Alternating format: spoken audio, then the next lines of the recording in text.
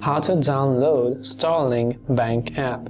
If you want to download the Starling Bank app, depending upon whether you're using Android or iPhone, first of all, you must make sure you are connected to a reliable internet connection. So just check whether or not your Wi-Fi is working just fine. Once you make sure that your Wi-Fi is working fine, after that you want to simply open up your Play Store if you're using Android, or your App Store if you're using it on iPhone. Then once you've done that, tap on the search bar and simply search for Starling Bank.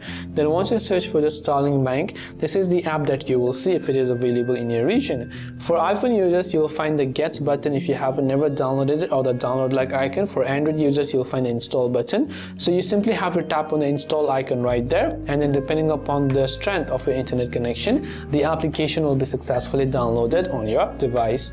That's all it takes for you to download Starling Bank app. I hope that this video helped you out, and if you have got any further questions, feel free to also leave them down in the comments below. As always, thanks for watching till the very end of this tutorial, and see you soon in our next video.